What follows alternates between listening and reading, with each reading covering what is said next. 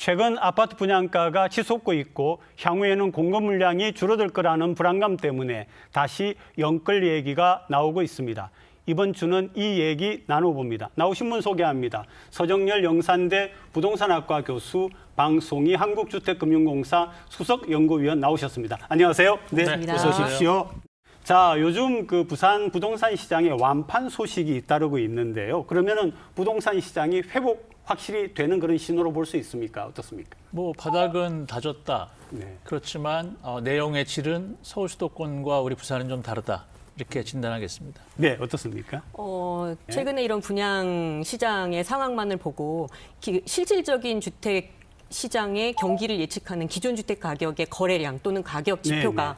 안정적인 수준으로 나오지 않은 상황에서 아직까지는 회복세로 전환됐다라고 진단하기는 조금 네, 시기상조다라고 판단하고 있습니다. 네네. 근데 지금 분양가가 계속 높아지고 있는 것도 굉장히 문제인데요. 7월에 평균 분양가가 2019년부터 올해까지 나와 있는데 또 부산 아파트 평균 분양가가 1년 만에 15%, 그리고 소형은 32%까지 지금 올랐다고 합니다. 이런 고분양가 현황과 이유를 좀 말씀을 듣고 싶습니다. 최근 3, 4년 동안 집값이 오른 게 아마 향후 10년 동안 올라야 될 게 올랐기 때문에 네. 토지 가격이 일단 올랐습니다. 네. 거기에 지금 인건비 올랐고요. 자재값도 올랐습니다. 네. 거기에 또 표준건축비 상승하고 있습니다. 네. 결국은 분양가 가격은 오를 수밖에 없고요. 또 특히 우리 부산 같은 경우에도 선분양이 아니라 후분양을 하는 경우가 많죠. 후분양이라고 하는 것은 결국은 분양가 상한제를 회피하기 위한 선택인데 네. 그 후분양이라고 하는 것이 지금 우리 부산에서는 2023년 전체 1,995만 원이 3.3제곱미터당 한 평당 분양가 가격이었거든요. 네. 근데 지금 최근에 분양된 게 3천만 원 후분양 상품이 있었고요. 네. 그것도 지금 평당 5천만 원 상품까지 있는 거로 보면 네.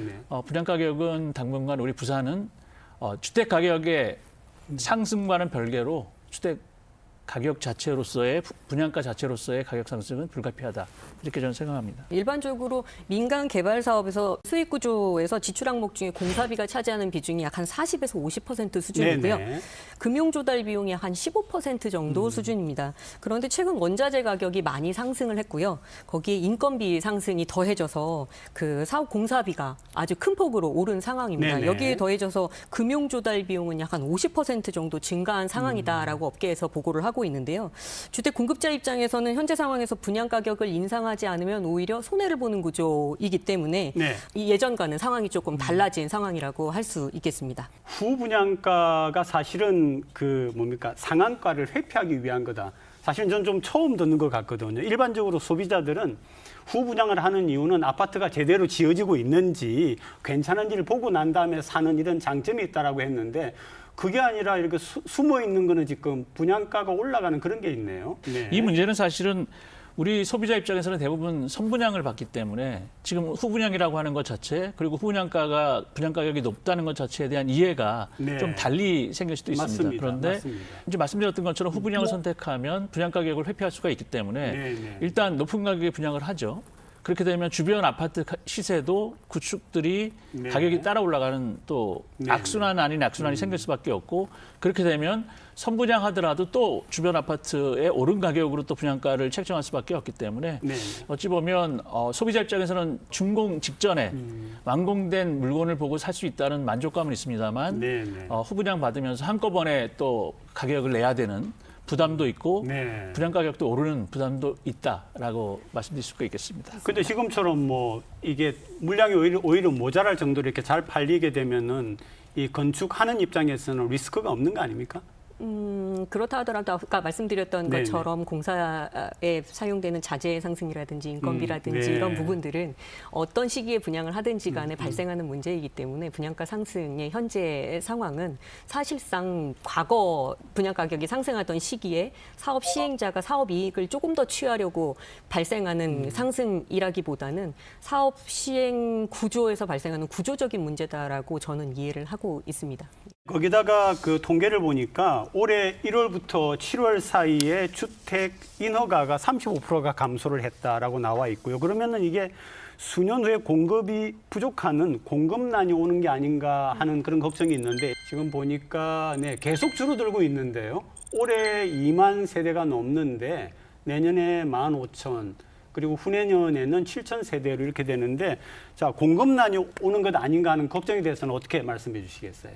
올해 남은 기간만 해도 입주 예정 물량이 12,000세대 정도가 있고요. 네. 그리고 내년에 2024년이죠. 15,000세대 정도가 있습니다. 그 얘기는 우리 부산에서 보통 1년에 소요되는 아파트의 소요량을 어느 정도 예상을 네네. 해보면 네. 13,000에서 15,000세대입니다. 네. 그러니까 이미 분양하지 않아도 내년에 그러니까 소요량은 입주 예정 물량으로 어느 정도 확보가 돼 있다라고 네, 할 수 있지만 중요한 것은 그것도 역시 총량이거든요. 내가 선호하는 지역에 공급돼야만 네, 네. 그것을 살 수 있을 텐데 그렇지 않다면 그런 미스매치가 있을 수 있죠. 그러니까 수요와 공급에 따른 선호와 네. 비선호에 따른 미스매치는 있을 수 있지만 총량으로 보면 우리 부산은 어느 정도는 급격하게 가격이 상승할 만큼의 공급 부족 물량은 아니다. 저는 이렇게 판단합니다. 말씀하셨던 것처럼 입주 예정 물량, 입주 물량은 당장 1, 2년 안에 신규로 공급되는 물량을 의미합니다. 그런데 앞서 이제 저희가 이제 우려하는 부분은 최근에 그런 공사 단가의 상승 뭐 이런 문제들로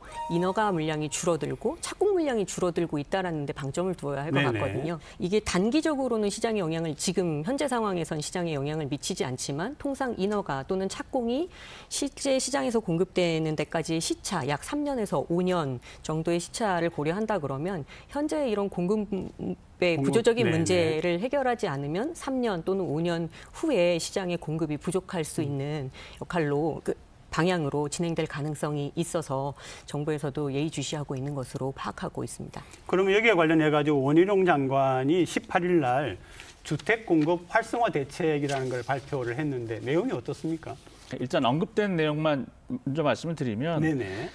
비아파트 공급, 그다음에 PF를 통한 건설 활성화, 그리고 소형주택은 여전히 세계 최초 주택 공급할 때 좀 청약 기준을 완화하겠다는 얘기 하셨거든요. 그런 내용들이 만약 이번에 주택 공급 확대, 주택 공급 대책에 만약 포함된다면 어느 정도 윤석열 정부가 집권 직전에 네네. 8.16 대책을 통해서 얘기했던 270만 호에 대한 주거 사다리를 제대로 조금은 챙기겠다. 저는 이렇게 이해를 하고 있습니다. 분양시장에서의 가격이 높게 책정되고 이것은 결국은 또 기존 주택 시장의 가격에 영향을 미칠 수밖에 없는 네. 구조거든요.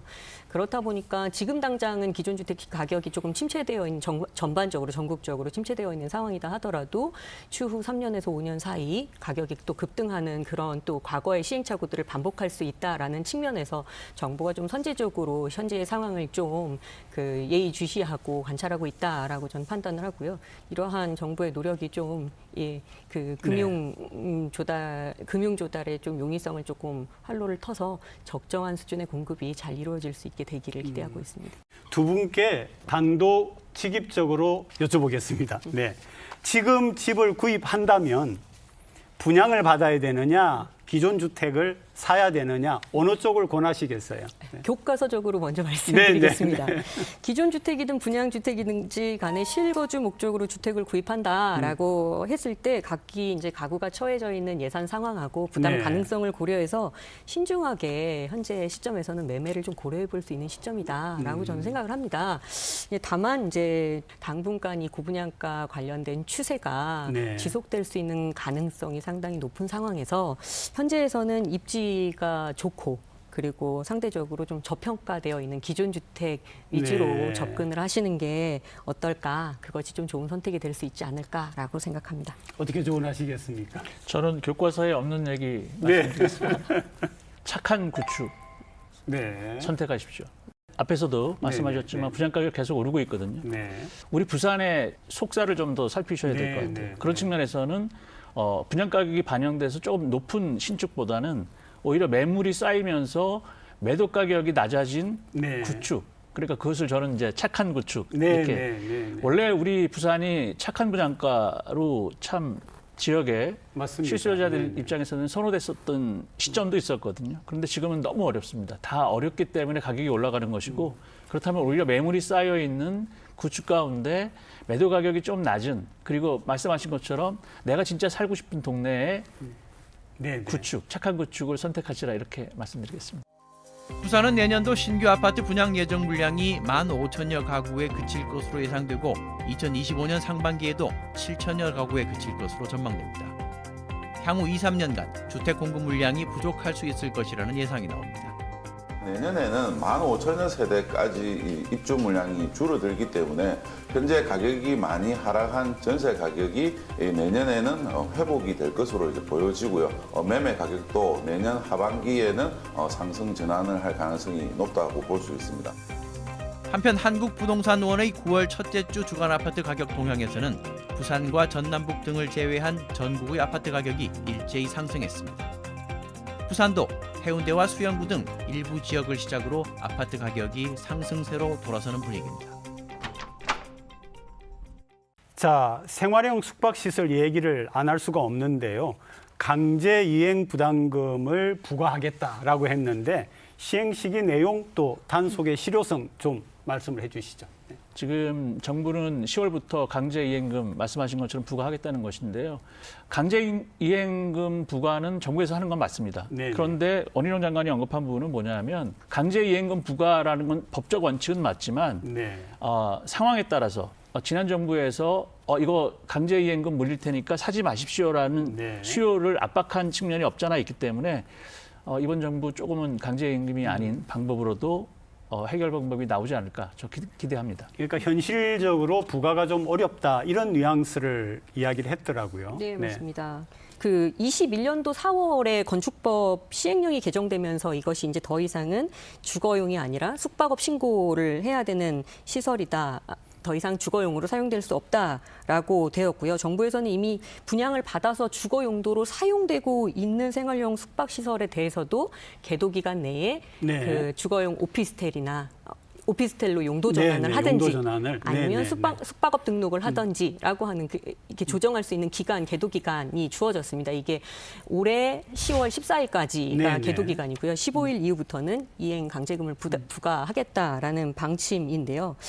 당초 이제 숙박시설로 허가된 건축물이기 때문에 사후에라도 이걸 조정하고 시정하고 하는 조치들은 상당히 바람직한 조치다라고 보여집니다. 다만에 법 개정 과정에서 이게 사후적인 규제 조치가 생기기 이전에 이미 네. 분양된 생활용 숙박시설에 대해서도 이 법이 적용되도록 소급 입법을 추진한 점은 좀 재고의 여지가 있지 네, 않나라고 생각합니다.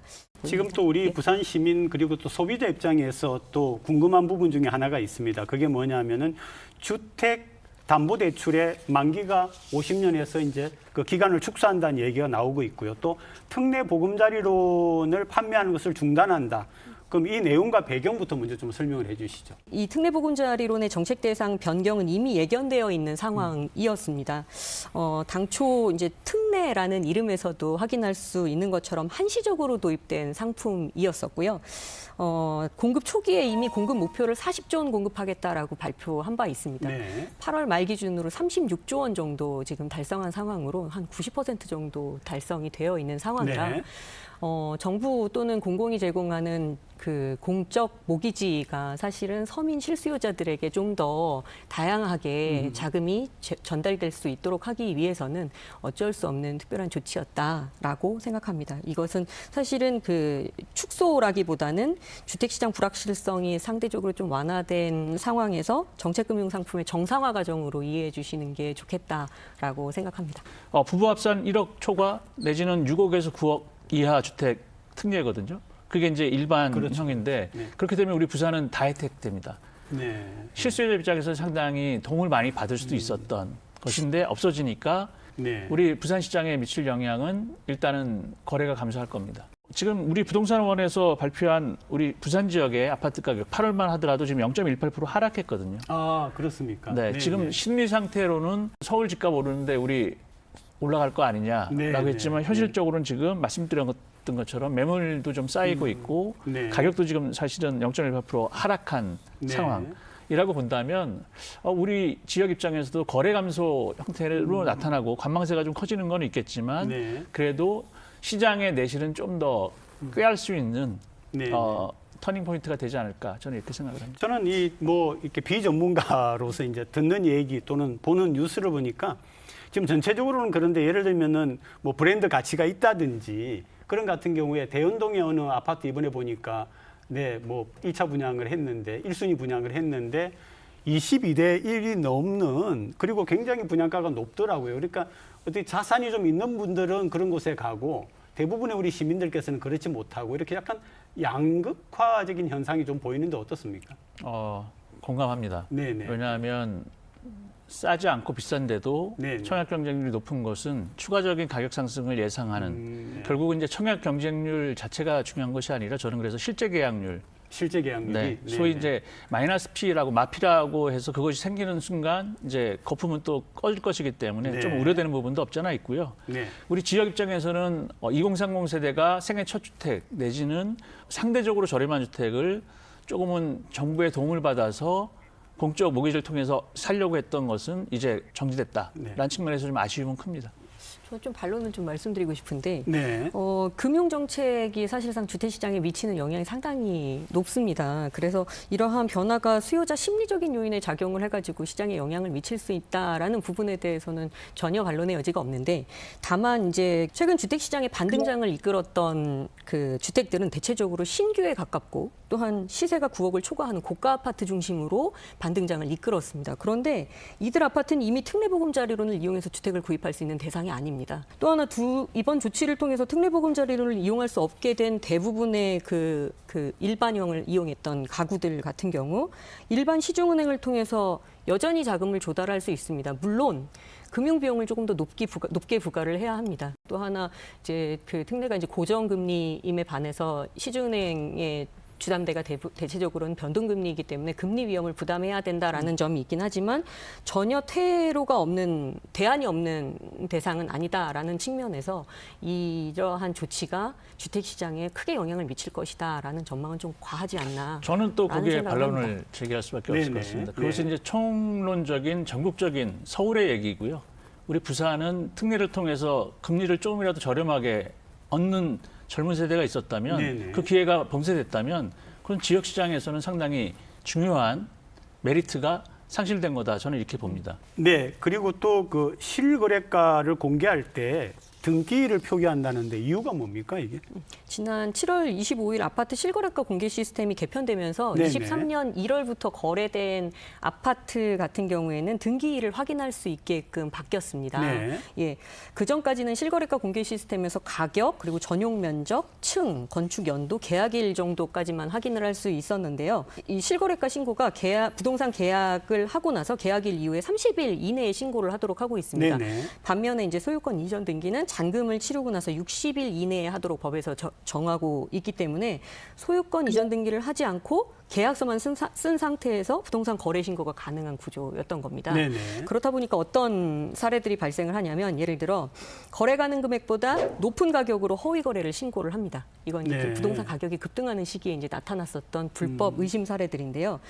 이 가격 상승기의 이 허위 가격은 허위로 기록된 그 높은 가격은 그 지역 시장의 평균 가격으로, 대표적인 가격으로 기준점 역할을 하게 됩니다. 그렇다 네. 보니까 그 이후에 거래되는 것들이 좀 더 높은 가격에 또 찍히게 되죠. 그래서 인근 지역의 더 높은 가격의 거래가 이제 신고가 되면 기존의 허위 가격을 삭제하는 방식으로 단지의 부동산 가격을 올리는 행위들이 적발이 되면서 이러한 조치들이 취해진 그러니까 것으로 등기일 이해하고 표기가 있습니다. 구체적으로 어떤 변화를 가지고 옵니까? 그럼요. 네. 왜냐하면 결국은 등기가 표시됐다는 얘기는 소유권이 완전 이동됐다라는 네. 것이거든요. 네, 근데 네. 대부분의 우리 그 아파트 가격이라든가 이런 그 여타의 포털을 통해서 플랫폼을 통해서 제시되는 가격들은 거래된 가격, 그러니까 사실은 등기가 완료되지 않은 허위 매물의 그 자전 거래를 통해서 집값 올리기, 집값 네네. 부풀리기에 그런 가격들이 이용될 수 있기 때문에 만약 그게 실제 거래가 됐다면 등기가 이전됐다는 것이 증명되면 네. 그 가격이 높든 낮든 상관없이 그게 실제 거래 가격이니까 그것을 이제 인정할 수가 있는데 그렇지 않고 가격 띄우기에만 악용됐던 측면 없지 않아 있기 때문에 그것을 한 거고요. 전세 사기 때문에 피해 많았죠. 네네. 그런데 집값 올려가지고 또 전세 사기를 치려고 하는 상황, 그리고 또 전세 사기를 사건 사고로서 고소고발 돼야지 이제 사기라는 것이 붙는데 그렇지 않고 임대인이 임차인한테 보증금을 못 돌려주는 상황이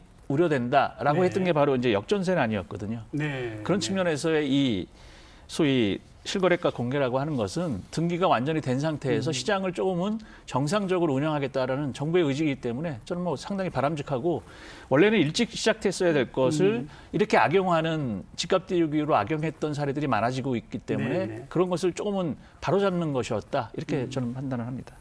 네, 부산 아파트 매물에 대한 도표 하나 보시고 마지막 질문 들어가겠습니다.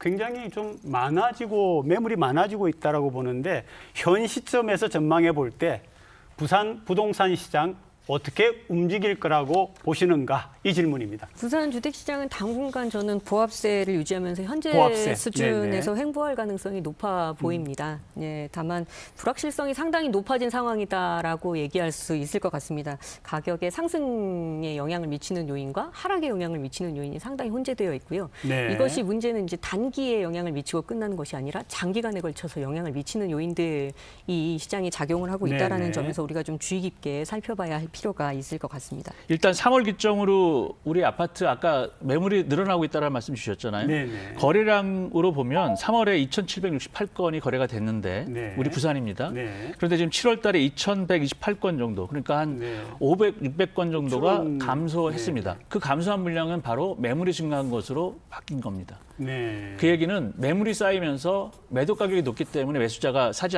않는다라는 것으로 귀결된다면 네. 서울을 보시 마시고 저는 부산을 보시라. 네, 네. 그리고 부산을 보면 지금 서울과는 다른 시장으로 소위 그것을 이제 디커플링 내지는 탈동조화 되고 있다라고 말씀드릴 네네. 수가 있는데 일단 요지는 뭐냐면 서울시장만 보지 마시고 부산시장 보시고 진격을 결정하시라 이런 말씀 드리겠습니다. 네, 오늘 두 분 좋은 말씀 고맙습니다. 네.